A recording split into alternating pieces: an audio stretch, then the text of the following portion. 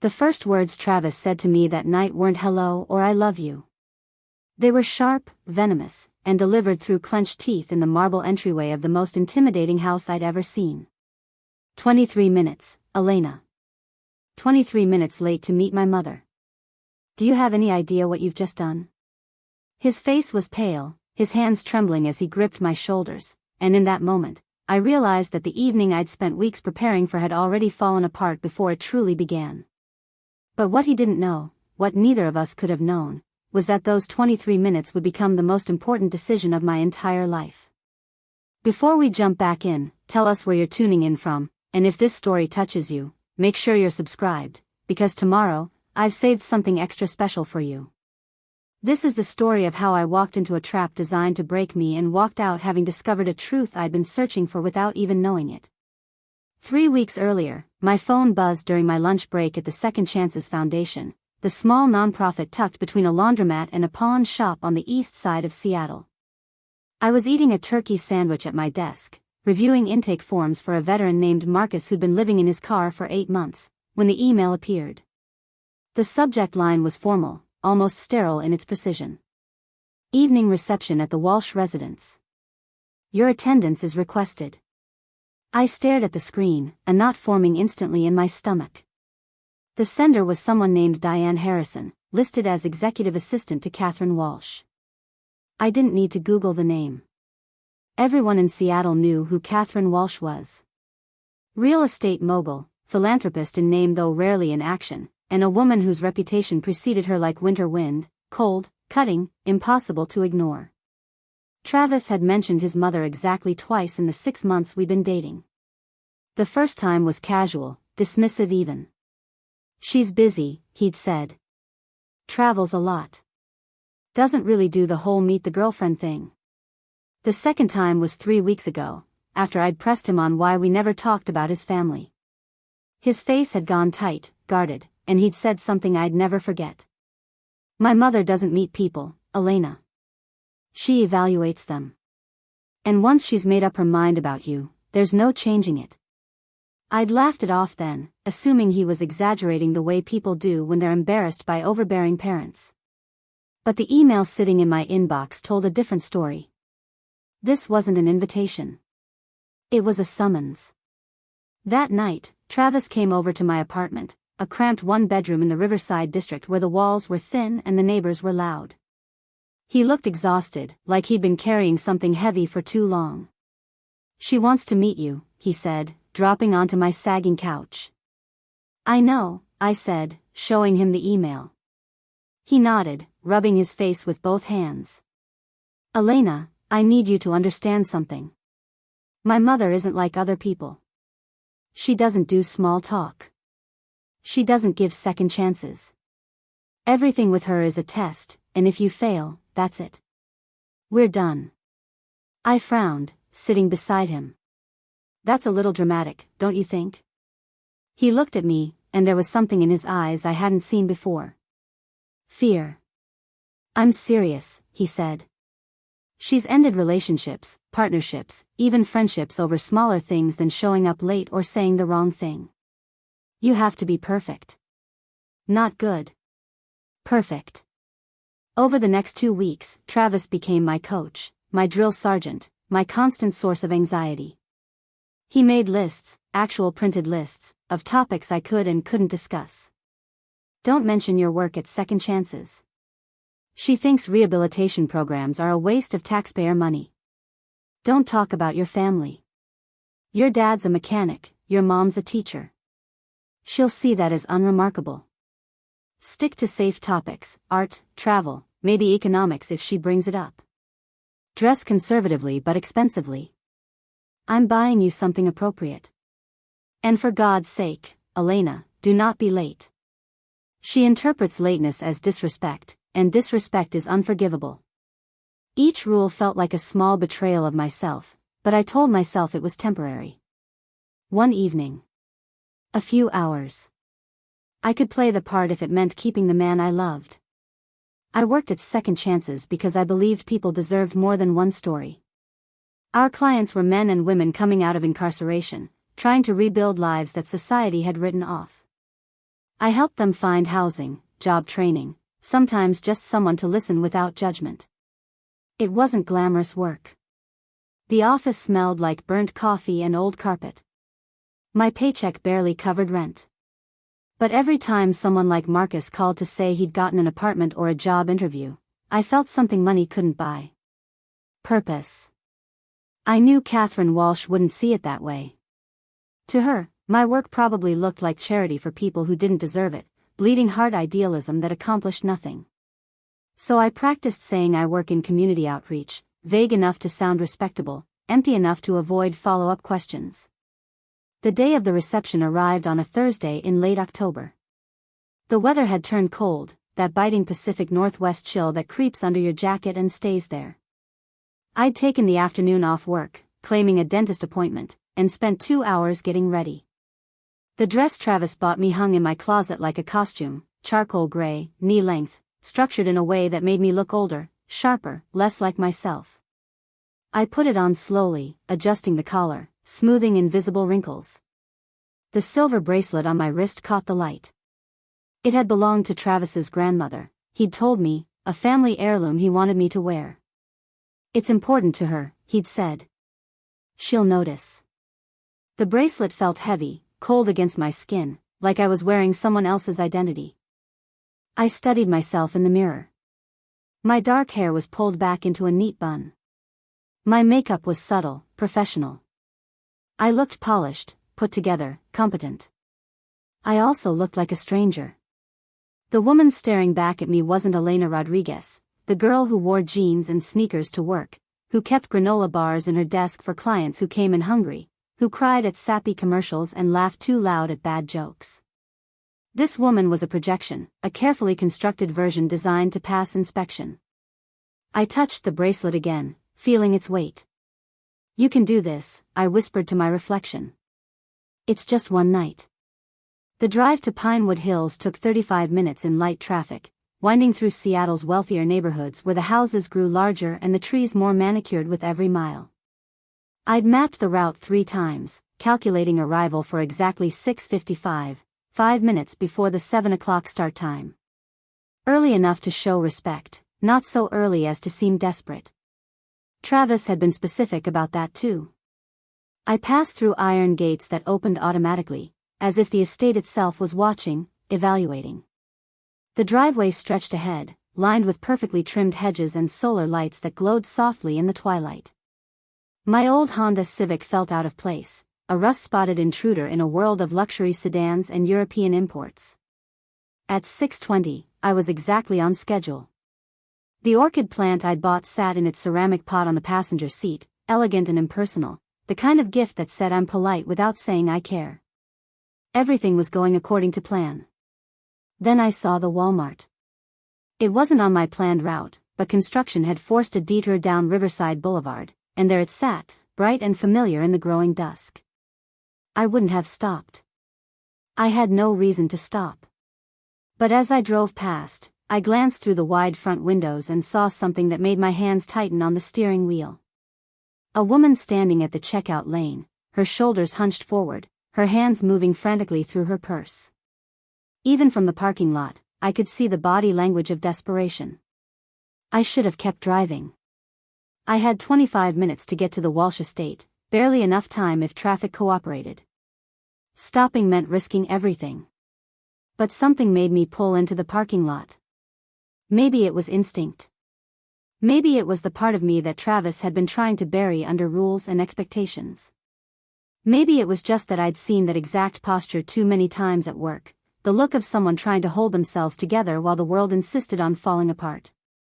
I turned off the engine, grabbed my purse, and walked toward the entrance, telling myself I'd just take a quick look. The automatic doors slid open with a soft whoosh, and the familiar smell of retail washed over me, floor cleaner and cardboard and the faint sweetness of the bakery section. The store was moderately busy, the after-work crowd picking up groceries and household items. I spotted her immediately at Register 7. She was probably in her mid-50s, wearing a faded blue jacket that had seen better years and clutching a reusable shopping bag like it was the only thing keeping her upright. Her cart held the basics: milk, bread, eggs, a package of chicken, a bag of apples, and 2 small prescription bottles that I recognized from my work as insulin. The cashier, a young guy with tired eyes and a name tag that read Derek, was scanning items with mechanical efficiency. "Your total is $143.52, Derek said, his tone neither kind nor unkind, just transactional. The woman slid her card through the reader. It beeped. Declined. She tried again, hands shaking slightly. Declined. "I'm sorry," she said, her voice barely above a whisper. "Can you try it one more time? Sometimes it just needs a minute." Derek sighed, not quite concealing his impatience, and ran the card again. Declined. "Ma'am, do you have another form of payment?" The woman's face flushed red. She fumbled in her purse, pulling out a small wallet. She counted out crumpled bills, $23, some coins that scattered on the counter. "I have cash," she said, her voice cracking. "I can put some things back." Behind her, the line was growing. Preparing and narrating this story took us a lot of time, so if you are enjoying it, subscribe to our channel, it means a lot to us. Now back to the story. A man in a business suit checked his watch. A woman with a toddler in her cart shifted impatiently.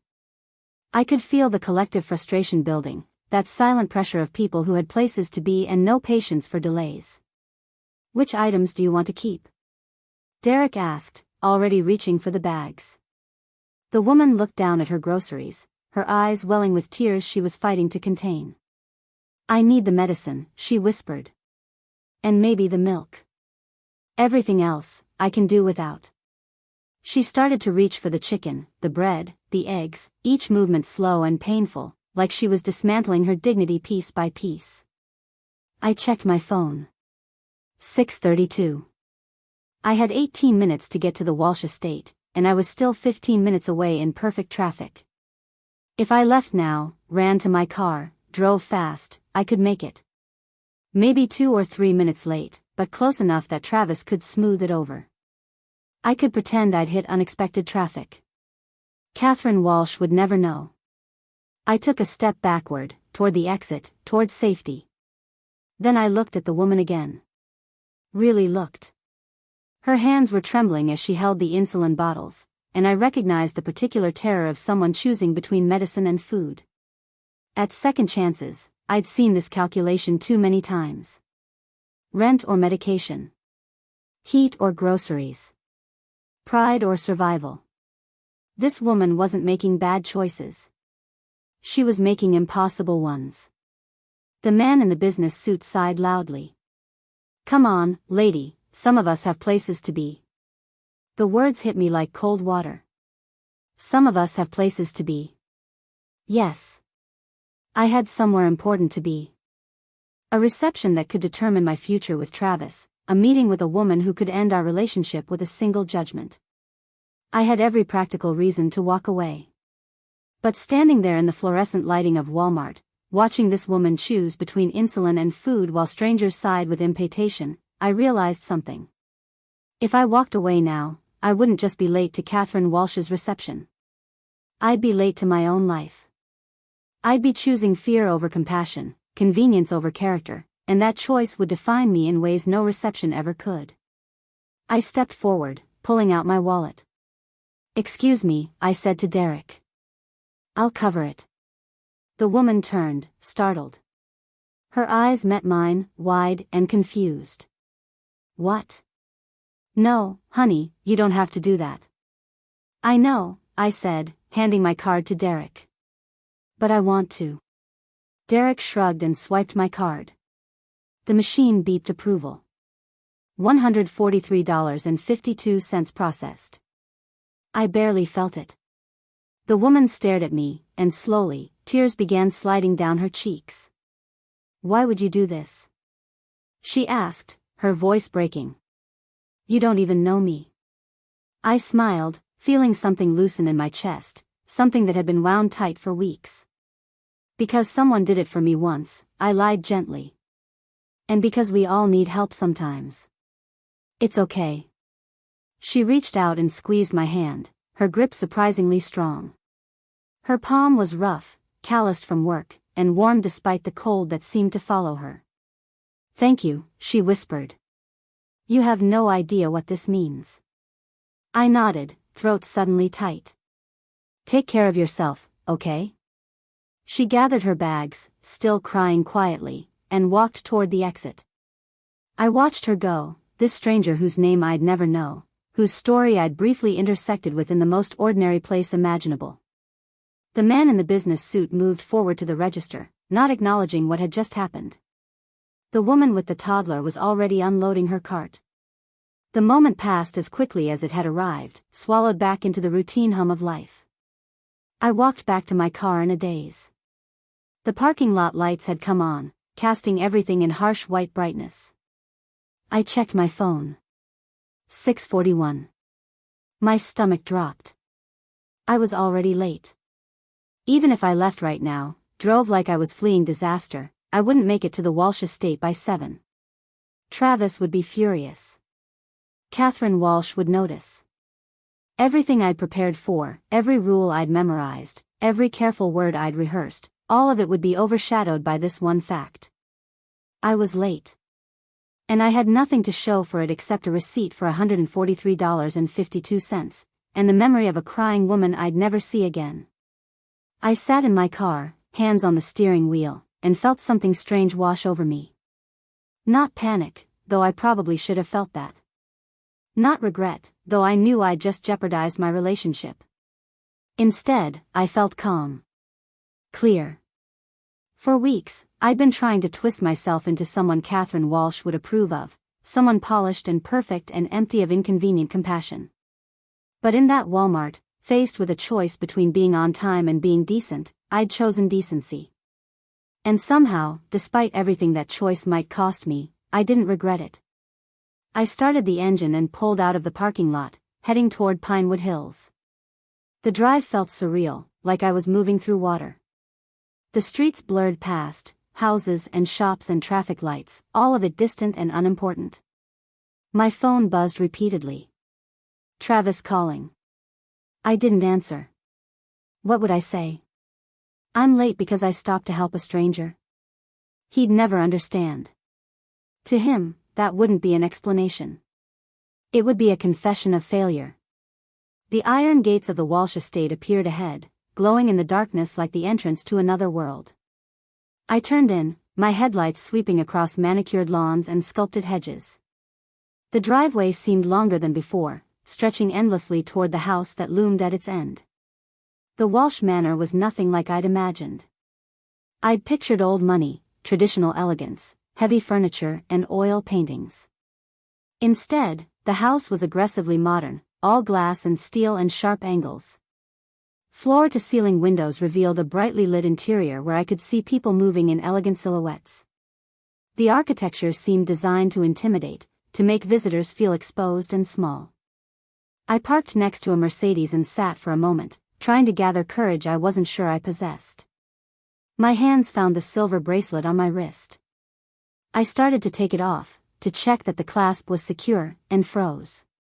The bracelet was gone. I searched frantically, checking the car floor, my purse, the folds of my dress. Nothing. Then I remembered. The woman at Walmart, when she'd squeezed my hand. The bracelet must have slipped off then, fallen somewhere in the store or the parking lot. Travis's grandmother's heirloom, the one piece of his family I was supposed to be wearing, was gone. For a moment, I considered turning around, driving home, calling Travis to apologize and end things before Catherine Walsh could do it for us. But my hand was already on the door handle. I was here. I was late. The bracelet was gone. And somehow, impossibly, I was still walking toward that glass house with my head up and my heart steady.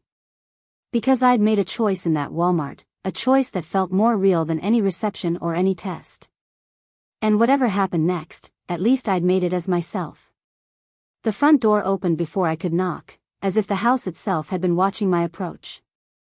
A tall man in his 60s stood in the doorway, dressed in a crisp black suit that looked more expensive than my entire wardrobe. His expression was neutral, professionally blank in the way that suggested decades of practice at revealing nothing. Good evening, Miss Rodriguez. I am Harrison, Mrs. Walsh's executive assistant. You are expected. His tone carried no judgment about my lateness, but somehow that made it worse. The absence of reaction felt like a statement in itself. I followed him into an entrance hall that seemed designed to make visitors feel insignificant. The ceiling soared 20 feet overhead, broken by geometric skylights that let in strips of moonlight. The floor was polished concrete, cold and industrial, and our footsteps echoed with each step. Modern art hung on the walls, abstract pieces in blacks and grays that matched the severity of the architecture. Travis appeared from a side corridor, his face a mixture of relief and fury. He grabbed my elbow, his fingers digging in harder than necessary, and pulled me toward a small alcove partially hidden by a marble pillar. "Where the hell were you?" he hissed, his voice low but venomous. "Do you have any idea what time it is?" I opened my mouth to explain, but he didn't give me space to speak. 23 minutes, Elena. You're 23 minutes late. My mother noticed the exact second you should have arrived. She commented on it. She asked if perhaps you'd had second thoughts about coming. I tried to smooth things over, but she just smiled and said she supposed we'd find out soon enough what kind of person shows up late to a first meeting. "Travis," I started, but he cut me off again, his eyes dropping to my wrist. "Where's the bracelet?" The question landed like a physical blow. I swallowed hard, my mind racing for an explanation that wouldn't make everything worse. "I lost it," I admitted. "When? Where?" His voice was rising, panic replacing anger. "That was my grandmother's, Elena. Do you understand what that means to my mother? It was the one thing, the one specific thing I asked you to wear, and you lost it?" I could feel tears threatening, but I refused to let them fall. "Not here. Not now." "I'm sorry," I said quietly. There was a woman at Walmart who needed help. Her card was declined, and she was choosing between medicine and food, and I stopped to pay for her groceries. In the process, I must have lost the bracelet. For a moment, Travis just stared at me like I'd spoken a foreign language. "You stopped to help a stranger?" He said the word stranger like it was something toxic. "On your way to meet my mother? On tonight of all nights, you decided to play charity worker?" His words stung, but beneath the hurt, I felt something else stirring. Anger. Not the hot, reactive kind, but something colder and more certain. I looked at the man I'd been dating for 6 months, the man I'd been rearranging myself to please, and saw him clearly for perhaps the first time. "I didn't decide to play anything," I said, keeping my voice level. "I saw someone who needed help, and I helped them. That's not playing charity worker. That's called being a decent human being." His jaw clenched. "You don't understand. You have no idea what you've just done." "Maybe not," I said. "But I know what I would have done if I'd walked past her. I would have felt sick about it all night. All week. Maybe longer. So yes, I'm late. Yes, I lost the bracelet. But I also helped someone who desperately needed it, and I'm not going to apologize for that." Travis looked at me like I was a stranger, and maybe I was. Maybe the Elena he thought he was dating, the one who would sacrifice her values for his mother's approval, had never really existed. "She's waiting," Harrison's voice cut through the tension. He'd reappeared silently, his expression still giving nothing away. "Mrs. Walsh is ready to receive you in the solarium." We followed Harrison down a hallway lined with more abstract art and into a room that took my breath away despite everything. The solarium was entirely glass on 3 sides, overlooking gardens lit by subtle pathway lights. The fourth wall held a massive fireplace where flames danced behind a sheet of protective glass. The furniture was modern and sparse, designed more for aesthetics than comfort. And at the center of it all, standing with her back to us as she gazed out at the gardens, was Catherine Walsh.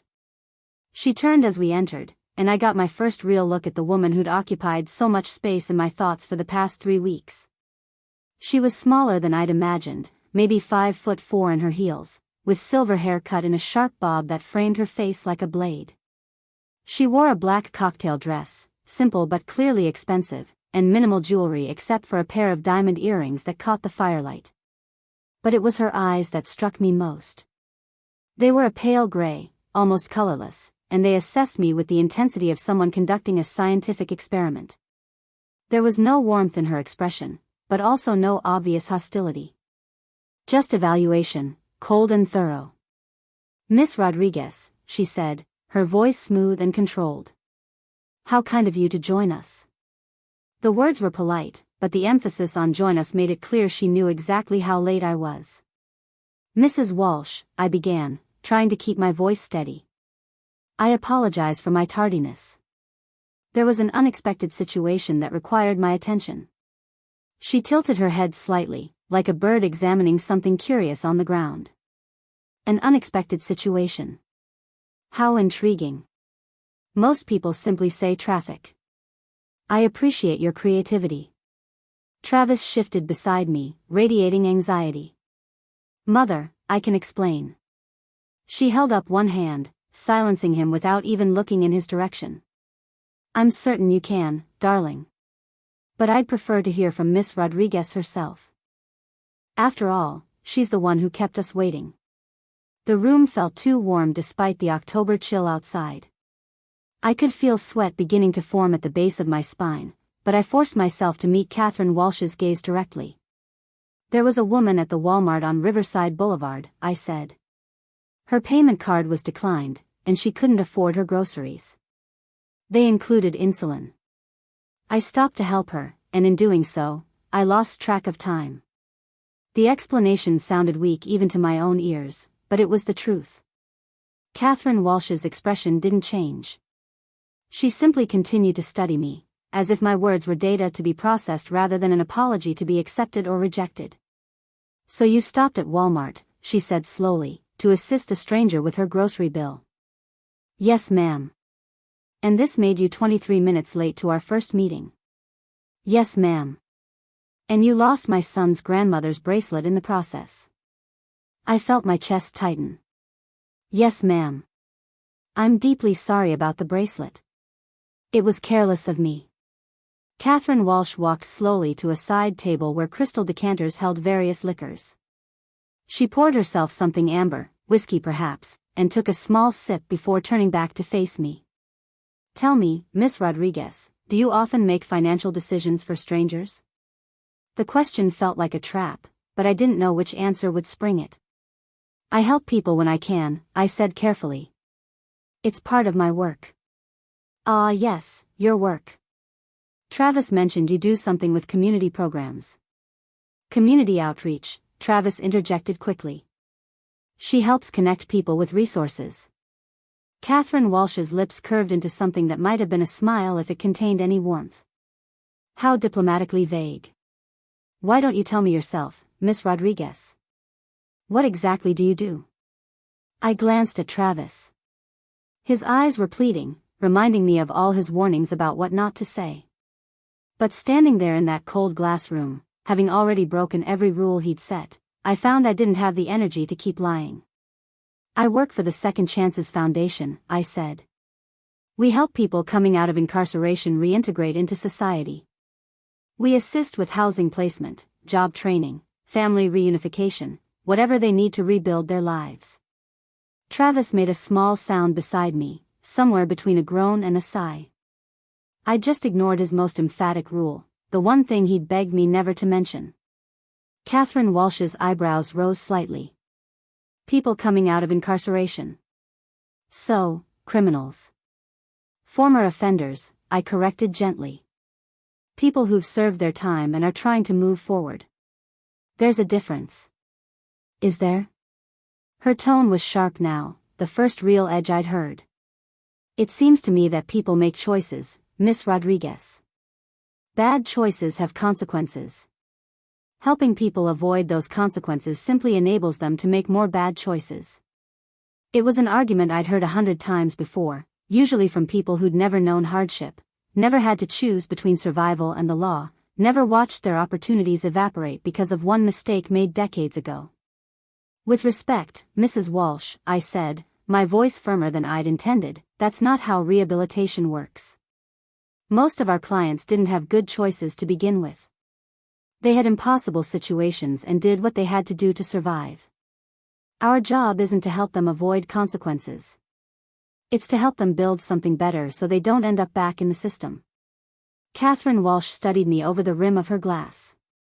You sound very passionate about your work. I am, I said simply. It's the most meaningful thing I've ever done. She walked toward the fireplace, her heels clicking on the polished concrete floor. Travis tells me you have a degree in social work from the University of Washington. Yes, ma'am. And you choose to use that education to work for a nonprofit that I imagine pays barely above minimum wage. It's enough, I said. And the work matters more than the paycheck. She turned back to face me, and something flickered in those pale eyes. Something I couldn't quite read. How refreshingly naive. The word naive stung, but I kept my expression neutral. She continued. Tell me, Miss Rodriguez, in your work with these former criminals, do you ever stop to consider that some people are simply beyond redemption? That some bad choices reveal fundamental character flaws rather than temporary circumstances? I thought about Marcus, who'd spent 5 years in prison for theft and was now 2 years into a steady job as a warehouse manager. I thought about Yolanda, who'd been arrested for drug possession and now ran a peer support group for women in recovery. I thought about David, James, Carlos, all the people who'd been written off by society but had proven, given a chance, that they were so much more than their worst moments. No, I said clearly. I don't believe anyone is beyond redemption. I believe circumstances can trap people, and trauma can push them toward desperate choices, but I also believe that people can change when given genuine support and opportunity. Catherine Walsh's expression remained unreadable. And what about the victims of their crimes? Don't they deserve consideration? Of course they do, I said. Justice and rehabilitation aren't mutually exclusive. People can serve their time and make amends and still deserve a chance to rebuild. Believing in someone's capacity for change doesn't mean dismissing the harm they've caused. It means believing that people are more complex than their single worst action. The room fell silent except for the soft crackle of the gas fireplace.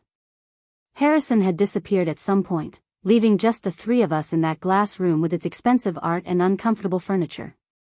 Travis cleared his throat, trying to salvage something from the wreckage of the evening. Mother, perhaps we should move to the dining room? The caterers have prepared dinner, and I'm sure Elena would appreciate the chance to sit down. Catherine Walsh didn't acknowledge him. Her attention remained fixed on me with an intensity that made my skin prickle. This woman at Walmart, she said. The one you helped. What did she look like? The question caught me off guard. I'm sorry. Describe her to me. What did she look like? I thought back, trying to reconstruct details I'd only half noticed in my rush. She was probably in her mid-50s, I said slowly. Average height, maybe a little shorter. She wore a blue jacket, kind of faded, and she had brown hair with some gray. She was carrying 2 prescription bottles of insulin and trying to buy basic groceries. Her hands were shaking when her card got declined. Catherine Walsh nodded slowly, as if confirming something. And you said you paid $143.52. I didn't say the exact amount, I replied, confused. But yes, that's what the total was. How did you know? She smiled then, a real smile that transformed her entire face. Because, Miss Rodriguez, I was there. The words hung in the air like smoke. I heard them, understood the individual meanings of each one, but couldn't assemble them into sense. I'm sorry, what? I was the woman at the checkout counter, Catherine Walsh said calmly. The one whose card was declined. The one you helped without hesitation, costing yourself both punctuality and a family heirloom. The one you chose over arriving on time to meet me. My mind reeled, trying to reconcile the imperious woman standing before me with the trembling, tearful person at the Walmart checkout. Travis had gone completely still beside me, his face pale. Mother, he said, his voice barely above a whisper. What are you talking about? Catherine Walsh walked to a coat closet I hadn't noticed and pulled out a faded blue jacket. The same jacket. She draped it over a chair. I've spent 30 years in business, she said, building an empire from nothing. And in that time, I've learned that people will tell you anything when they know who you are. They'll be polite, generous, kind, whatever they think you want to see. But their true character only shows when they believe no one important is watching. She pulled something else from the closet pocket. My silver bracelet. It caught the light, spinning slowly on her finger. You dropped this, she said, holding it out to me. When you squeezed my hand to comfort me. I was going to chase after you, but you left so quickly. I realized you were rushing to get here, late because of me, having sacrificed something valuable because you chose compassion over convenience. I couldn't move. Couldn't speak. My entire body had gone numb. Travis found his voice first, and it came out strangled. You set her up? You pretended to be someone else just to test her? Not to test, Catherine corrected. To observe. There's a difference. She turned back to me. I told Travis 3 weeks ago that I wanted to meet you, Miss Rodriguez. But I didn't tell him why. You see, I was having doubts. Not about you specifically, but about my son's judgment. He spent his entire adult life trying to impress me, trying to please me, trying to become who he thinks I want him to be. And in doing so, he's lost sight of what actually matters. I wanted to know if the woman he'd chosen was another person performing for approval, or if she had substance beneath the surface. So I created an opportunity to find out. The anger started then, rising hot in my chest. You manipulated us, I said. You put on a disguise and manipulated both of us. Did I? Catherine Walsh's voice was mild. Or did I simply remove the performance pressure and observe who you actually are? You could have walked past me in that Walmart, Elena. No one would have blamed you. You had somewhere important to be. You were already cutting it close on time. You'd been instructed by my son not to be late under any circumstances. Every rational reason supported walking away. But you didn't. Why? Because she needed help, I said, my voice shaking. Because walking past someone in crisis felt wrong. Even though it cost you something. Even though you knew it would have consequences. Even though you'd been explicitly told that being late would damage your chances with me. You still stopped. I didn't know it was you, I said. I know, Catherine replied. That's precisely the point. You helped me when you thought I was nobody. When there was nothing to gain and everything to lose. That's the only kind of kindness that means anything. Travis had sunk into one of the uncomfortable modern chairs, his head in his hands. I can't believe this, he muttered. I can't believe you would do this. Catherine Walsh's expression hardened as she looked at her son. And I can't believe you've spent 6 months teaching this remarkable woman to hide everything that makes her special. You told her not to mention her work. Not to talk about her family. Not to be herself. You tried to shape her into something you thought I'd approve of, when what I actually wanted was to meet the real person. She's a social worker who helps former inmates, Travis said, his voice rising. She makes $30,000 a year. She drives a car that's falling apart. She doesn't fit into our world, and I was trying to protect her from your judgment. No, Catherine said sharply. You were trying to protect yourself from my disapproval. And in doing so, you taught her that who she is isn't good enough. That her work doesn't matter. That her values should be hidden like something shameful. The temperature in the room seemed to drop. I stood frozen between them, watching a family drama unfold that I barely understood. You want to know what I value, Miss Rodriguez? Catherine Walsh asked, turning back to me. Not performance. Not pedigree. Not the ability to show up on time wearing the right jewelry and saying the right things. I value character. The kind that persists when it's inconvenient. The kind that shows up in small moments when no one's keeping score.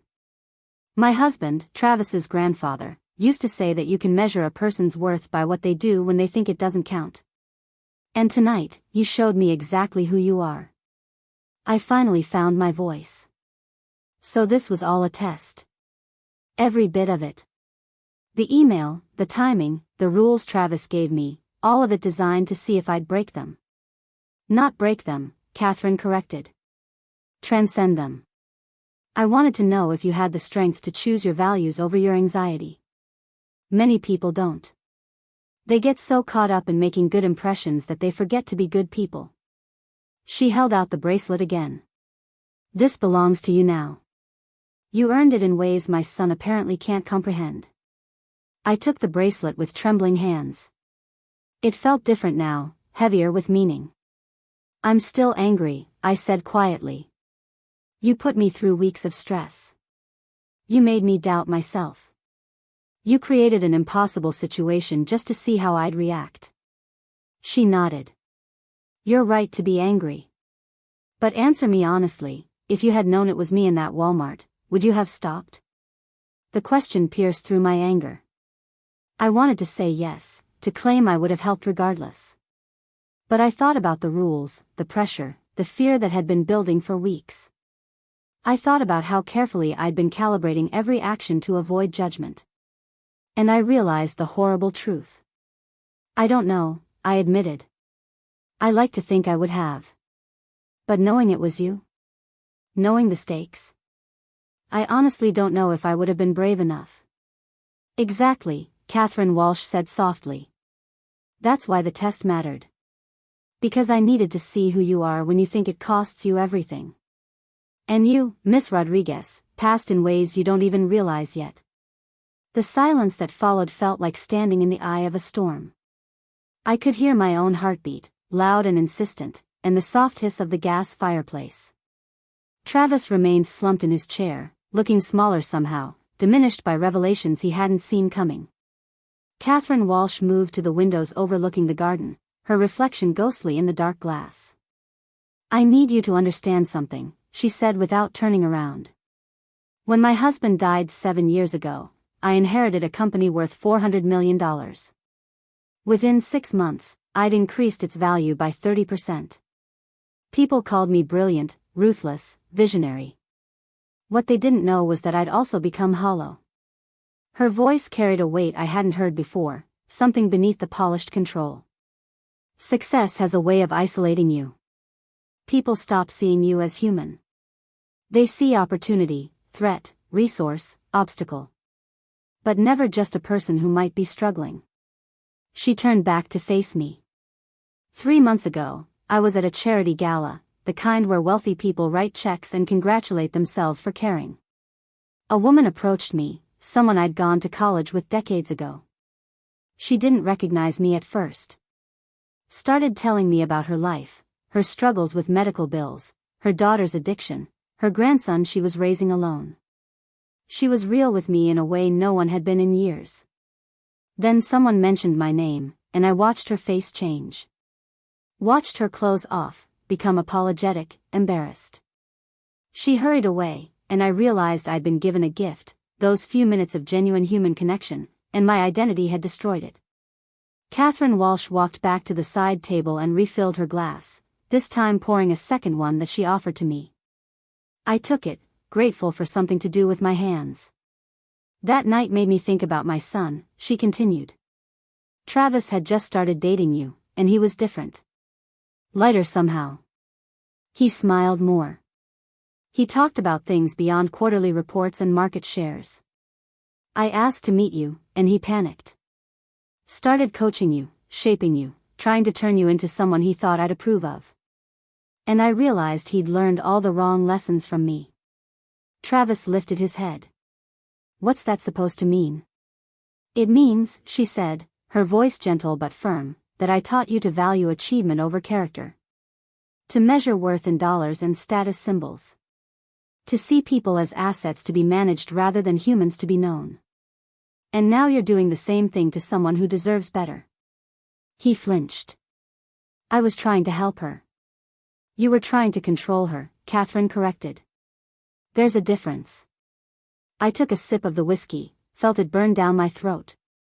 Mrs. Walsh, I said slowly, I appreciate what you're trying to do here. But you still lied to me. To both of us. You created an elaborate scenario to manipulate my behavior and judge the results. How is that any different from what you're accusing Travis of? She considered this, nodding slightly. You're absolutely right. It's not different. It's worse, actually, because I have power in this dynamic and I used it. I'm not asking you to forgive me. I'm asking you to consider what the deception revealed, both about you and about what matters. The anger was still there, but something else was mixing with it now. Curiosity, maybe, or the beginning of understanding. What did it reveal? I asked. That you have integrity, Catherine said simply. Real integrity, not the performed kind. You made a choice that cost you something, not because anyone was watching or keeping score, but because your values demanded it. That's extraordinarily rare, especially among people who've been taught that success means sacrificing those exact values.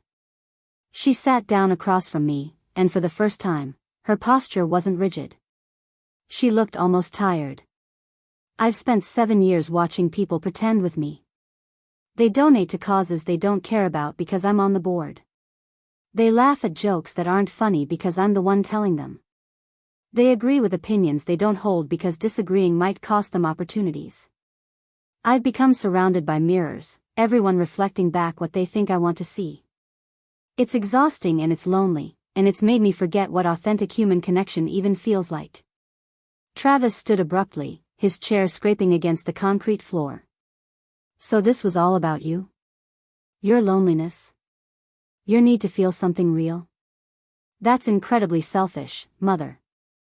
Maybe it was, Catherine acknowledged. But it was also necessary. Because I needed to know if you were choosing a partner or a performance. And Elena needed to know if you valued her for who she is or for who you could shape her into. The bluntness of it left no room for deflection. Travis looked at me, really looked at me, and I saw something break behind his eyes. The careful construction he'd built, the version of our relationship that existed in his mind, was crumbling. I don't know what to say, he said quietly. I thought I was protecting you. From what? I asked, surprised by the steadiness of my own voice. From your mother's judgment? Or from the possibility that she might reject me and you'd have to choose? He didn't answer, but his silence was answer enough. Catherine Walsh stood and walked to a cabinet built into the wall. She opened it to reveal a small safe, which she unlocked with swift, practiced movements. She withdrew an envelope, cream-colored and sealed, and handed it to me. What is this? I asked. Open it, she said. I broke the seal and pulled out a letter, handwritten on heavy paper. The date at the top was from 3 weeks ago, the day after Travis had first told me about the dinner invitation. I began to read. Dear Elena, though we haven't yet met, I find myself compelled to write to you. My son speaks of you with a warmth I haven't heard from him in years. He mentions your work with former offenders, your dedication to people society has discarded, your belief that everyone deserves a second chance. These are not things he values himself, or at least not things he's ever expressed valuing before.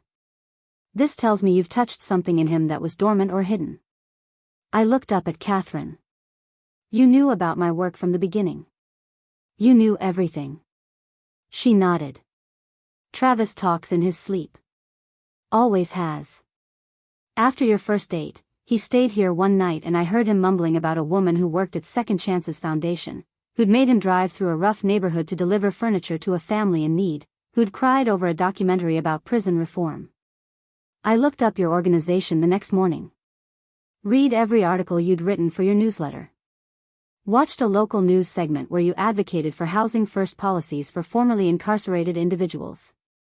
I knew exactly who you were long before I sent that invitation. The revelation should have made me angrier, but instead I felt something else.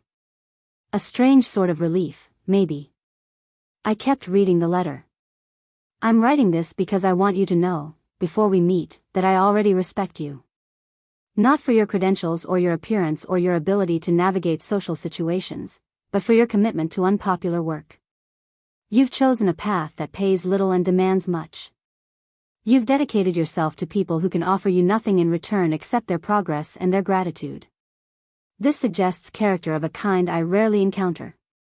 However, the letter continued, I have concerns. Not about you, but about my son. Travis has spent his life seeking my approval, and in doing so, he's learned to hide parts of himself he fears I'll reject. I worry he's now teaching you to do the same. I worry he values my opinion more than his own instincts. And I worry that if you're not careful, you'll lose yourself trying to become whoever he thinks you should be. So I'm creating an opportunity. A test, if you will, though I dislike that word. I'm going to put you in a position where you must choose between convenience and character, between impressing me and being yourself. I don't know what you'll choose. But I need to know. And more importantly, you need to know. The letter ended there, unsigned but unmistakably from Catherine Walsh. I folded it carefully and looked at her. You wrote this before any of it happened. Before the Walmart, before tonight. She nodded. I wrote it after I decided to stage the encounter. I wanted there to be a record of my intentions, something that couldn't be dismissed as post hoc justification. I wanted you to know this wasn't casual cruelty. It was purposeful, and it was meant to reveal truth. Travis had been reading over my shoulder.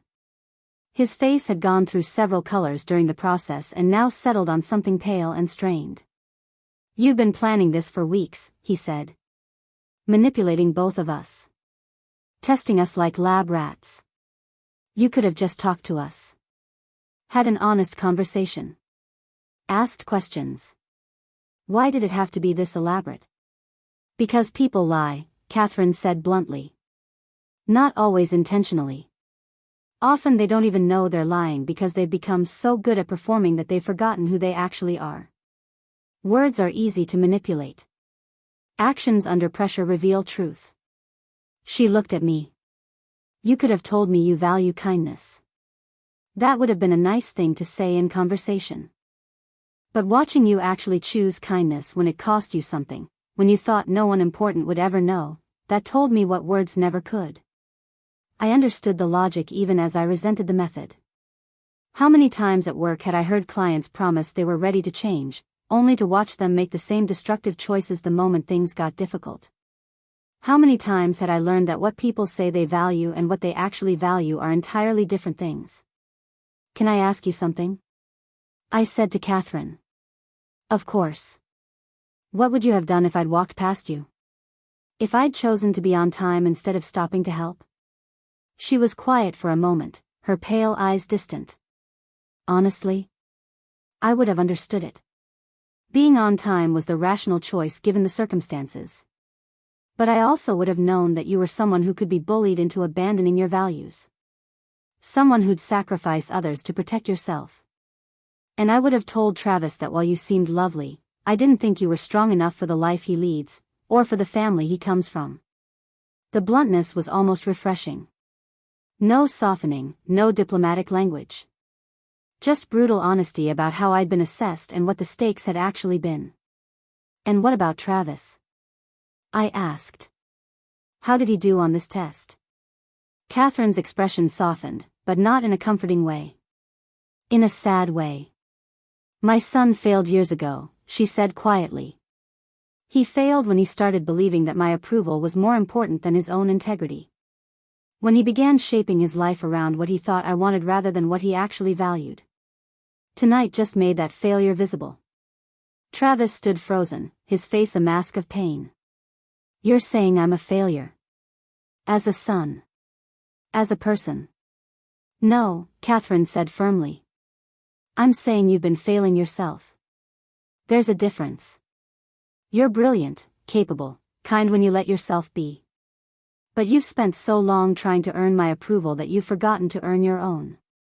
I watched this woman eviscerate her son with surgical precision, each word chosen for maximum impact. It was brutal. It was also, I suspected, coming from a place of deep love twisted by years of miscommunication and unmet expectations. I need some air, Travis said abruptly. He walked toward the door, paused, looked back at me. Are you coming? It was a test within a test. I could see it in his eyes. Come with him and demonstrate loyalty. Stay and demonstrate, What? That I'd been seduced by his mother's approval? That I was choosing her over him? Or maybe that I was capable of making my own decisions? I'm going to stay, I said gently. I think your mother and I need to finish this conversation. And I think you need time to process without me watching. He nodded, his jaw tight, and left. The door closed behind him with a soft click, and then it was just Catherine Walsh and me in that glass room with its uncomfortable furniture and its view of gardens I couldn't see in the darkness. She exhaled slowly. That was kind of you. Letting him leave with his dignity mostly intact. I wasn't trying to be kind, I said. I was being honest. I do need to finish this conversation. And he does need space. We're just both going to pretend I handled it gracefully instead of acknowledging that I'm furious with both of you and have no idea what I'm supposed to do with that fury. Catherine Walsh laughed, an actual genuine laugh that transformed her face. I like you, Elena Rodriguez. I'd hoped I would, but hoping and knowing are different things. She gestured to the chair Travis had vacated. Please, sit. We have things to discuss. I sat, still holding the whiskey I'd barely touched. The leather chair was cold and not designed for comfort, which somehow seemed fitting for the conversation we were about to have. You keep calling it a test, I said. But tests imply right and wrong answers. Pass or fail. You're telling me you would have understood if I hadn't helped you, but you also would have ended my relationship with your son. That's not understanding. That's judgment with extra steps. She tilted her head, considering. You're right. It is judgment. I won't insult you by pretending otherwise. But here's what I've learned in 30 years of business and 60 years of life. People reveal themselves most clearly in how they handle moral dilemmas when they have something to lose. You had everything to lose tonight. You'd been told repeatedly that being late would be catastrophic. You'd been given explicit instructions. You knew this dinner could determine your future with Travis. And yet when faced with someone in need, you chose to help anyway. That doesn't mean I'm a good person, I said. It means I couldn't live with myself if I walked away. Maybe that's just guilt or conditioning or the fact that I see suffering every day at work and can't become numb to it anymore. Maybe it doesn't mean anything noble about my character. Maybe I'm just bad at prioritizing. Catherine shook her head. You're doing that thing people do when they can't accept a compliment. Deflecting, minimizing, finding alternative explanations. Let me be clear. You made a choice tonight that revealed values I respect. You chose an abstract principle, helping someone in need, over a concrete personal benefit, making a good impression on me. That takes strength. But you manipulated that choice, I countered. You created the dilemma. You put me in that position deliberately. How is that any different from entrapment? She leaned forward, her pale eyes intense. Because entrapment is about forcing someone to do something they wouldn't otherwise do. I didn't force you to stop. I created an opportunity for you to reveal who you already are. There's a difference. If you're the kind of person who only helps others when it's convenient, my test revealed that. If you're the kind who helps even when it costs you something, my test revealed that too. I didn't create your character. I just illuminated it. The logic was sound even as the ethics remained questionable. I took another sip of whiskey, feeling it warm my chest. What happens now? I asked. You've completed your test. You know I'm supposedly the kind of person who helps strangers. Travis knows his mother has been manipulating us both. Everyone's cards are on the table. So what comes next? Catherine stood and walked to the windows again, and I had the sense this was a habitual movement, something she did when she needed to think. What comes next is up to you, she said. You get to decide whether my son's behavior over the past 3 weeks is something you can forgive. Whether the relationship you have with him is worth preserving. Whether the person he becomes when he's afraid is someone you can build a life with. That's not really fair, I said. You're the one who created the fear. You're the one who made him think he had to coach me and control me. He was reacting to the environment you created. She nodded slowly. You're partially right. I did create an environment where Travis learned that my approval was paramount. Where he learned that performance mattered more than authenticity. That's my failure as a parent, and I own it. But he's 32 years old. At some point, adults have to take responsibility for their own choices. He chose to teach you to hide yourself. He chose to value my opinion over your dignity. I may have created the conditions, but he made the decisions. It was a fair point, even if I didn't want to admit it. I thought about the past 3 weeks, the lists of rules, the constant coaching, the way Travis had slowly convinced me that who I was naturally wasn't good enough. I'd gone along with it, let myself be shaped and molded, because I loved him and wanted the relationship to work. But at what cost? How much of myself was I willing to sacrifice for someone else's approval, even someone I loved? Can I tell you something? Catherine said, still facing the windows. When I was your age, I was engaged to a man my parents despised. He came from nothing, had no education beyond high school, worked construction. But he was kind and he believed in me and he never asked me to be anything other than myself. My parents gave me an ultimatum. Him or them. Access to the family business or love. She paused, her reflection in the glass suddenly looking older, more tired. I chose the business. I broke his heart and mine, and I spent the next 5 years building an empire while wondering if I'd made the right decision. What happened to him? I asked quietly. He married someone else. Had 3 kids. Built a successful contracting company. By all accounts, he's happy. And I met my husband, Travis's father, who was appropriate and ambitious and exactly what my parents wanted. We had a good marriage, companionable if not passionate. He supported my career. We raised our son. When he died, I grieved genuinely. But I never stopped wondering what my life would have looked like if I'd chosen differently that day. She turned back to face me. I'm telling you this because I don't want you to make my mistake.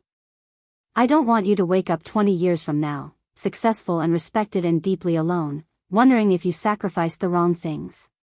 Travis is my son and I love him, but he needs to become someone who values you for who you are, not for who you can be molded into becoming. And you need to decide if you're willing to wait for that growth or if you need to choose differently. The weight of her words settled over me like snow, quiet and cold and impossible to ignore. I thought about Travis, about the man I'd fallen for 6 months ago who'd taken me to food trucks and community theater, who'd listened to my work stories without judgment, who'd made me laugh until my sides hurt. Somewhere in the past 3 weeks, I'd lost that Travis. Or maybe he'd lost himself. Could we find our way back? Did I even want to try? I don't know what to do, I admitted. I don't know if I'm angrier at him for trying to change me, or at you for testing me, or at myself for going along with it all. Catherine smiled faintly. That's the most honest thing anyone said to me in months. And it's exactly where you should be right now. Uncertain. Angry. Questioning everything. Don't rush to resolve those feelings. Let them teach you what you need to know. She checked her watch, an elegant piece that probably cost more than my car. It's getting late. Why don't you stay tonight? We have plenty of guest rooms, and I don't think driving while processing all of this is advisable. Plus, she added with something almost like warmth, I'd like to continue this conversation in the morning when we're both less exhausted. The offer surprised me, but I found myself nodding. Okay. Thank you. Harrison appeared as if summoned by telepathy, which he probably had been given the kind of technology people like Catherine Walsh could afford. He led me through hallways lined with more abstract art to a guest room that was larger than my entire apartment. The bed looked impossibly comfortable, covered in what were probably 1,000 thread count sheets. A bathroom adjoined, stocked with toiletries that cost more than my monthly grocery budget. I'm sure you'll find everything you need, Harrison said. Mrs. Walsh asked me to inform you that breakfast will be available from 7 to 9 in the morning room, or I can bring something to your room if you prefer. The morning room is fine, I said. Thank you, Harrison. He nodded and left, closing the door with a soft click. I sat on the edge of the bed, still wearing the charcoal dress that now felt like a costume from someone else's life. My phone had 11 missed calls from Travis and 6 text messages, each more desperate than the last. I turned it off without reading them. Tomorrow would be soon enough to figure out what to say, how to feel, what to do next. For tonight, I just needed to sit in the quiet and try to understand what had happened. I'd gone to Walmart to buy groceries for a stranger and lost track of time. That simple act had revealed truths about my relationship, my values, and the people around me that I couldn't have discovered any other way. Catherine Walsh had manipulated the situation, yes. But she'd also given me something valuable, clarity. The kind you can only get when the performance falls away and you're forced to confront who you actually are versus who you've been pretending to be. I lay back on the impossibly soft bed and stared at the ceiling, watching shadows play across the white surface. Somewhere in this enormous house, Travis was probably doing the same thing, wrestling with his own revelations. And Catherine Walsh was probably in her study or her bedroom, satisfied that her test had yielded the results she'd wanted, regardless of the collateral damage. Tomorrow, I'd have to figure out what came next. Tonight, I just needed to sleep. Morning arrived with pale sunlight filtering through sheer curtains I didn't remember closing. For a moment, I couldn't place where I was. The sheets were too soft, the room too quiet, the ceiling too high. Then memory crashed back like cold water. The Walmart. The bracelet. Catherine Walsh's revelation. Travis's devastated face. I'd slept in the house of a woman who'd orchestrated an elaborate deception to test my character, and somehow I'd agreed to stay for breakfast. I found my phone on the nightstand where I'd left it, still powered off. Part of me wanted to leave it that way, to exist in this strange suspended moment before I had to face consequences and conversations and decisions. But I turned it on anyway, watching notifications flood the screen. 17 missed calls now. 12 text messages. 2 voicemails. I didn't open any of them. Instead, I stood and walked to the bathroom, needing the routine of washing my face and brushing my teeth to feel human again. The bathroom mirror showed me a woman who looked exhausted. My makeup had smudged during the night, leaving dark shadows under my eyes that made me look haunted. My hair had escaped its neat bun and now hung in loose waves around my shoulders.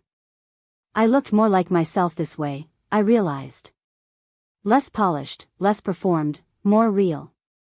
I washed my face with soap that smelled like lavender and cost probably $50 a bar, then pulled my hair back into a simple ponytail.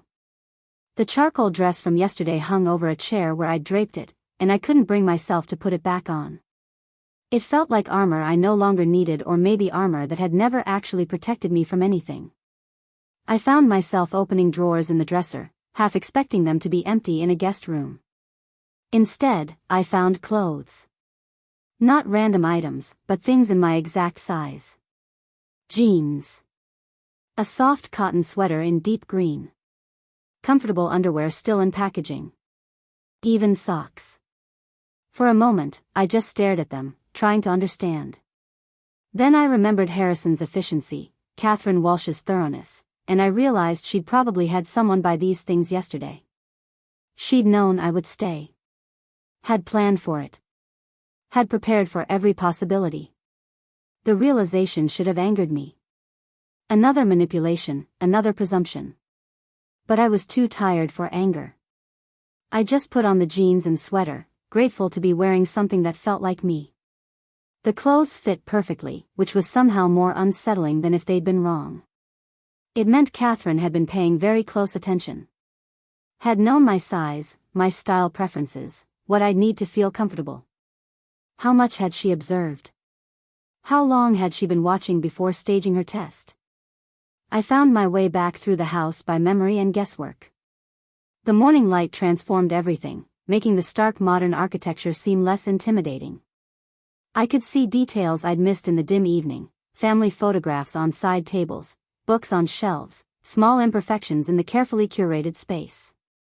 A scuff mark on the floor. A slightly faded cushion on one chair. Signs that actual humans lived here, not just wealthy statues posing in expensive rooms. The morning room was exactly what it sounded like, a glass-walled space facing east where sunlight poured in like liquid gold. Catherine Walsh sat at a round table near the windows, reading something on a tablet while holding a cup of coffee. She dressed casually too, or what passed for casual in her world. Cream-colored slacks and a cashmere sweater, reading glasses perched on her nose. She looked up as I entered and smiled, not the calculating smile from last night but something warmer, more genuine. "Good morning, Elena. I hope you slept well." "As well as could be expected," I said, sitting in the chair across from her. "Thank you for the clothes. They fit perfectly." She nodded as if this was unremarkable. "I have a good eye for sizing. It comes from years of buying gifts for people I barely know. Would you like coffee? Tea? Harrison can prepare breakfast, or there's fruit and pastries if you prefer something light." "Coffee would be great," I said. "Black." She poured from a carafe into a delicate china cup that probably cost more than my weekly groceries. I took it gratefully, letting the warmth seep into my hands. We sat in silence for a moment, and surprisingly, it wasn't uncomfortable. Just two women drinking coffee in the morning light, as if nothing strange had happened the night before. "Did Travis come back last night?" I asked finally. "He did," Catherine said. "Around midnight. He went straight to the guest wing without speaking to me. I could hear him pacing until about 3 in the morning. He does that when he's upset, wears grooves in the carpet with his anxiety." There was affection in her voice when she spoke about him, real warmth beneath the criticism. I wondered how often Travis heard that warmth versus the sharp edges she showed so easily. "You love him," I said. It wasn't a question. "More than he knows," Catherine replied. "Which is perhaps part of the problem. I've never been good at showing softness. My own parents weren't demonstrative, and I learned early that emotion was weakness in business. By the time I realized that family isn't business, the patterns were too ingrained." She removed her reading glasses and rubbed the bridge of her nose. "Travis grew up thinking he had to earn my love through achievement. That's my fault. I never told him he already had it, regardless of his performance." "Why are you telling me this?" I asked. "Because you deserve to understand what you're walking into if you stay with him," Catherine said. "My son is carrying damage I inflicted. He'll need to unlearn everything I taught him about worth being tied to accomplishment. About approval being conditional. About hiding vulnerability. That's hard work, and it's not your responsibility to fix him. But if you choose to stay, you should know what you're dealing with." The honesty was almost jarring. No deflection, no softening, just brutal clarity about her own failures. Harrison appeared with a tray of food without being asked. Fruit, croissants, soft cheese, jam. He set it down with practiced efficiency and disappeared again. Catherine pushed the tray toward me. "Eat. We have a lot to discuss, and you'll think better with food."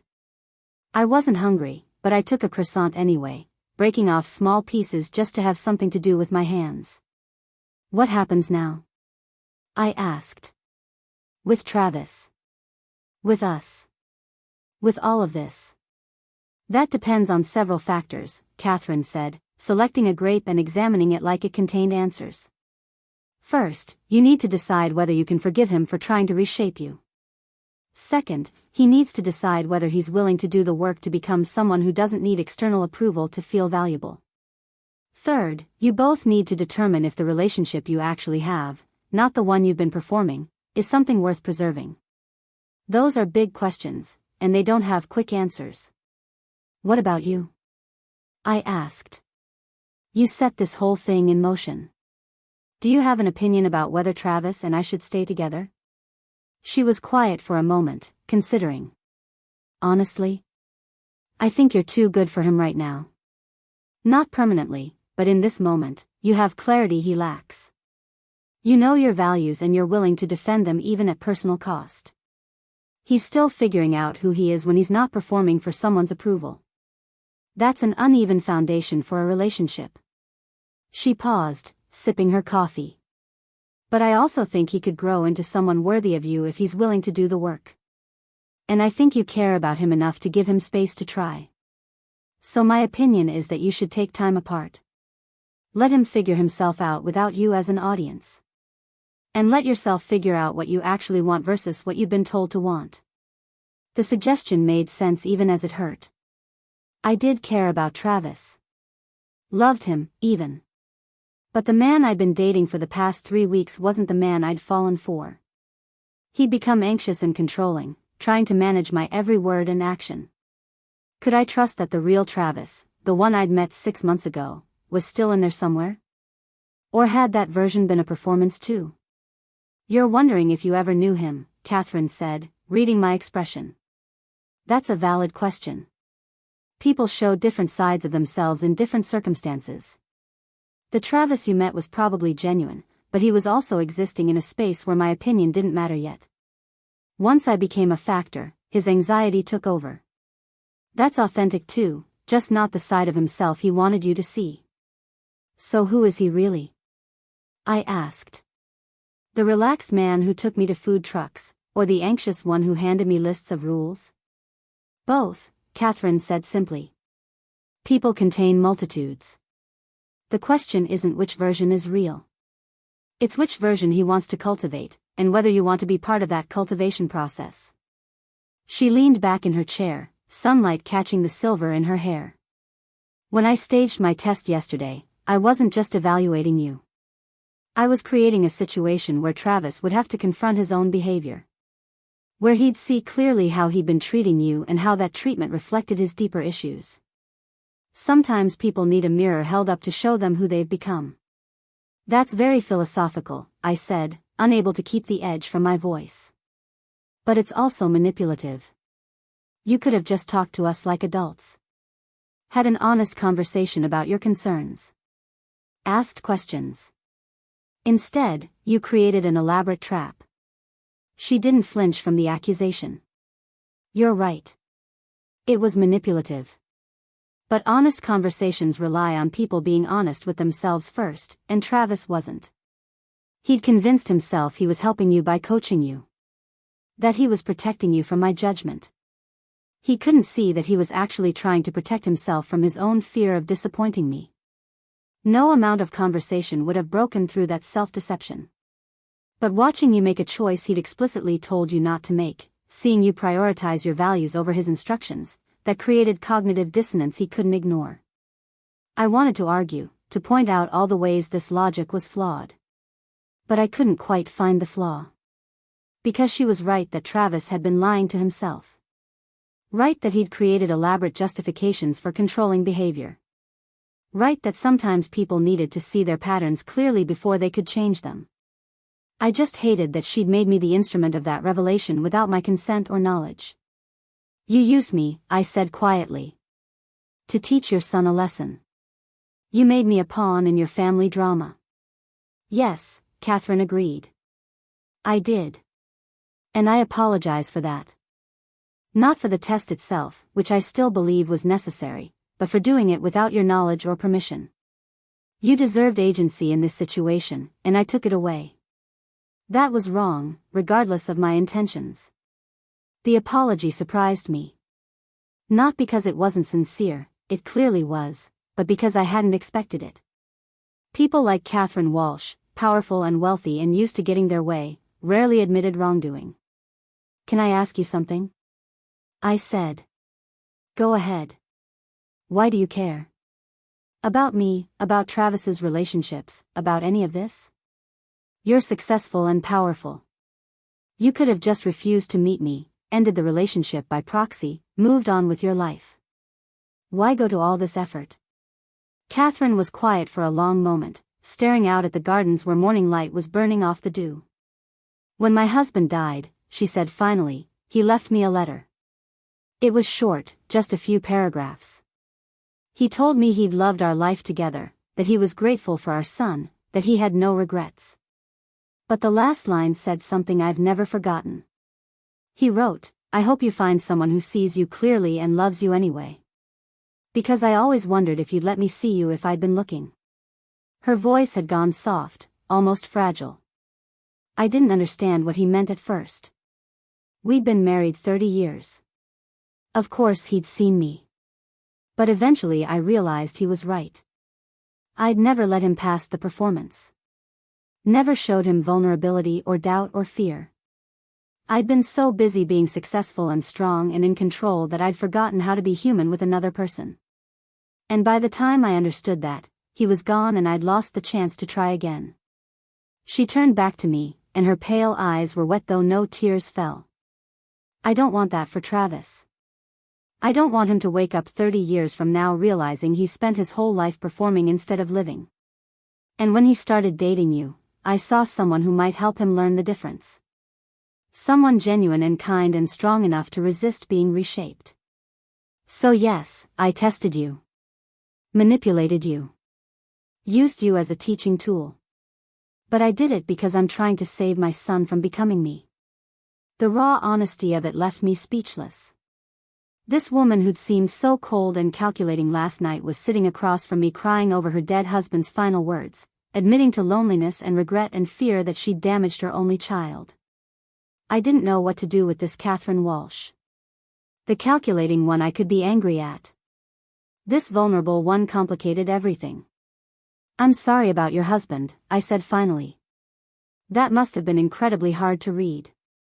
It was, she said, composing herself quickly. But it was also a gift.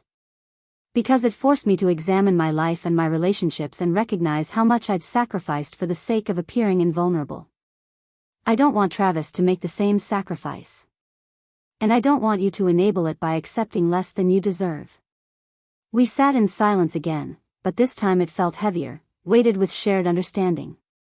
Harrison appeared to refill our coffee, and I wondered if he'd heard the conversation, if he knew all of Catherine Walsh's secrets and vulnerabilities. Probably. People like him always knew more than they revealed. I need to see Travis, I said. We need to talk about everything that happened. About what comes next. Catherine nodded. He's in the library. Has been since about 7 this morning, staring at the same book without reading it.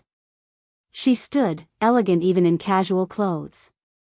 Take as much time as you need. And Elena, whatever you decide about my son, I hope you'll consider staying in touch. I'd like to get to know you better, outside the context of tests and manipulations. Just as two people who might enjoy each other's company. The invitation surprised me, but I found myself nodding. I'd like that too. She smiled, a real smile that made her look years younger, and gestured toward a hallway. Library is 3 doors down on the left. You can't miss it. I stood and walked in the direction she'd indicated, my heart pounding harder with each step. I didn't know what I was going to say to Travis. Didn't know if I could forgive him or if he'd even ask for forgiveness. Didn't know if the relationship we'd built was salvageable or if last night had broken something that couldn't be repaired. The library door was half open. I pushed it wider and saw him immediately, sitting in a leather chair near the window with a hardcover book open in his lap. He looked like he hadn't slept. His clothes were rumpled, his hair messy, dark circles under his eyes.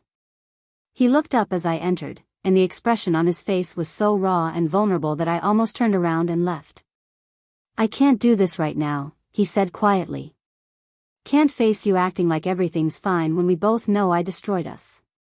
I'm not acting like anything's fine, I said, stepping into the room.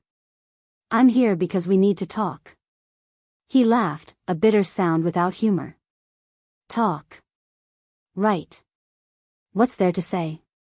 My mother set me up to fail and I failed spectacularly. You saw me at my worst, trying to control you and shape you and make you into something you're not.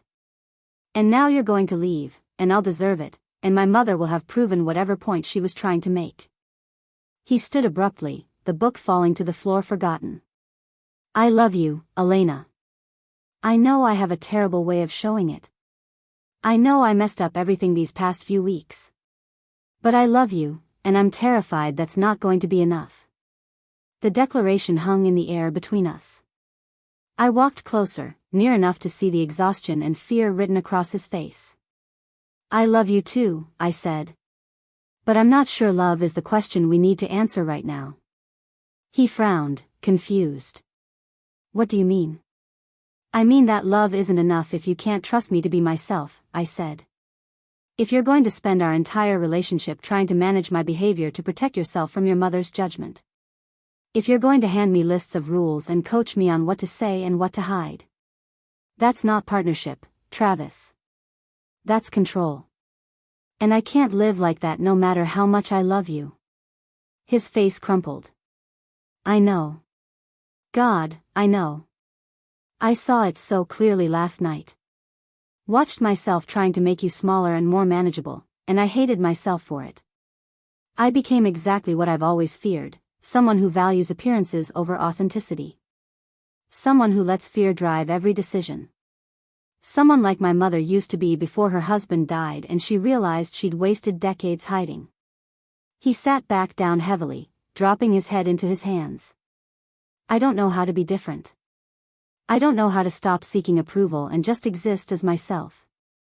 I've spent my entire life performing, and I don't know what's underneath the performance anymore. The admission was more honest than anything he'd said to me in weeks. Maybe months. I sat in the chair across from him, close enough to touch but not touching. Then maybe you need to figure that out, I said gently. Not for me or for your mother or for anyone else. For yourself. Because until you know who you are when you're not performing, you can't really be in a relationship. You'll just be playing a role and asking me to play one too. He looked up at me with red-rimmed eyes. Are you breaking up with me? I don't know, I said honestly. I think we need time apart. Space for you to figure out who you are without your mother's voice in your head. And space for me to figure out if I can trust you again. The words hurt to say, but they felt true. Travis nodded slowly, tears sliding down his cheeks. How much time? As much as we need, I said. Maybe a few weeks. Maybe a few months. There's no timeline for this kind of work. We sat in silence as morning light filled the library. Outside, birds were singing, oblivious to the small heartbreak happening inside. Finally Travis spoke, his voice rough. I'm going to find a therapist. Actually do the work instead of just talking about it. And I'm going to stop letting my mother's opinion define my worth. I don't know how yet, but I'll figure it out. That's good, I said. I mean it. He stood and walked to where I sat, kneeling beside my chair. Can I hug you? Just once before you go? I nodded, and he wrapped his arms around me gently, like I might break. I held him back, feeling his shoulders shake with silent crying. This man I loved who'd hurt me without meaning to, who needed to grow in ways he'd been avoiding his whole life. I kissed his forehead and pulled back. Take care of yourself, Travis. I left him there in the library and walked back through the house one final time. Catherine Walsh was still in the morning room, but she stood as I entered. You're leaving, she said. It wasn't a question. I am, I confirmed. And Travis and I are taking time apart. She nodded, unsurprised. That's wise. Will you let me know how you're doing? I'd like to stay in contact if you're willing. I considered this. Despite everything, despite the manipulation and the test and the elaborate deception, I found I didn't hate Catherine Walsh. I understood her in ways I hadn't expected to. We're very different people, I said. But I think we might be friends eventually. When everything isn't so raw. Her smile was genuine. I'd like that very much. Harrison appeared with my purse and coat, which I'd left in the guest room. My car keys were tucked inside. He'd thought of everything, as always. Thank you, I said to him. For the clothes and the hospitality. He inclined his head. It was my pleasure, Miss Rodriguez. I hope we see you again soon. Catherine walked me to the door. One more thing, she said as I stepped outside. You asked last night what I valued. I told you character and integrity and kindness under pressure. But there's something else. She paused, choosing her words carefully. I value people who can see me clearly and still choose compassion over judgment. You did that this morning when I told you about my husband's letter. You could have used my vulnerability against me, thrown my own loneliness back in my face. Instead you offered sympathy. That's rare and precious, and it tells me everything I need to know about who you are. I didn't know what to say to that, so I just nodded. The morning air was cold and clean as I walked to my car. My old Honda looked even more out of place in daylight, rust spots visible against the gleaming driveway. But it was mine and it was familiar and it would take me home. I drove away from the Walsh estate slowly, watching it shrink in my rearview mirror. The iron gates closed behind me with a soft click, and then I was back in the normal world. Regular houses and regular people living regular lives without tests or manipulations or elaborate lessons about character. 3 weeks later, I was back at Second Chances Foundation reviewing applications for housing assistance when my phone rang. Unknown number. I almost didn't answer, but something made me pick up. Elena Rodriguez? A woman's voice asked. Speaking. This is Patricia Chen from the Walsh Foundation. Mrs. Walsh asked me to reach out to you regarding a funding opportunity for Second Chances. She'd like to discuss an annual grant that would significantly expand your capacity to serve clients. I sat back in my chair, stunned. The Walsh Foundation was one of the largest charitable organizations in the Pacific Northwest. A grant from them could transform everything we were able to do. How significant? I asked. Initial discussions suggest $200,000 annually for 3 years, Patricia said. With possibility for renewal. Mrs. Walsh was very impressed with your organization's outcomes and wanted to support your work. She also mentioned she'd like to take you to lunch next week if you're available. Not to discuss business. Just to catch up. I smiled despite myself. Catherine Walsh was still orchestrating things, but this time towards something good. Something that aligned with my values rather than testing them. Tell her I'd love to have lunch, I said. And thank you for calling. After I hung up, I sat for a moment thinking about everything that had happened since that evening at Walmart. I'd lost a bracelet and found clarity. I'd been tested and discovered strengths I hadn't known I possessed. I'd walked away from a relationship I loved because staying would have meant betraying myself. My phone buzzed with a text from Travis. Been seeing Dr. Morrison twice a week. Hard work but good work. Hope you're well. I typed back a simple reply. Proud of you. Keep going. We weren't together and maybe we never would be again. But we were both becoming people who could look at themselves honestly. That felt like progress. 6 months later, the Walsh Foundation grant had allowed us to hire 2 more case managers and expand our housing program. Marcus, the veteran who'd been living in his car, now had an apartment and a job and had started volunteering to help other clients navigate their transitions. Catherine and I had lunch once a month, conversations that ranged from philosophy to politics to her genuine interest in the people we served. She'd started volunteering with us occasionally, showing up in jeans and a simple shirt to help organize donation drives or paint apartments. She was different when she wasn't performing wealth. Funnier, warmer, more human. Travis and I had coffee twice, awkward conversations where we circled around everything we'd been to each other without quite landing anywhere solid. He looked healthier though, less anxious, more centered. He'd quit his job at his mother's company and started working for a nonprofit that provided business training to formerly incarcerated individuals. The irony wasn't lost on either of us. The last time I saw him, he thanked me. For what? I asked. For stopping at Walmart that night, he said. For choosing kindness over convenience. For showing me what integrity actually looks like instead of just talking about it. You changed my life, Elena. Maybe not the way either of us expected, but in ways I needed. I smiled and squeezed his hand across the table. We changed each other, I said. That's what people do when they're brave enough to be real. I never did find out what happened to that silver bracelet. Sometimes I imagined it sitting in a lost and found somewhere, waiting for someone to claim it. Other times I thought maybe someone had found it and sold it, using the money for something they desperately needed. Either way, losing it had cost me nothing that actually mattered.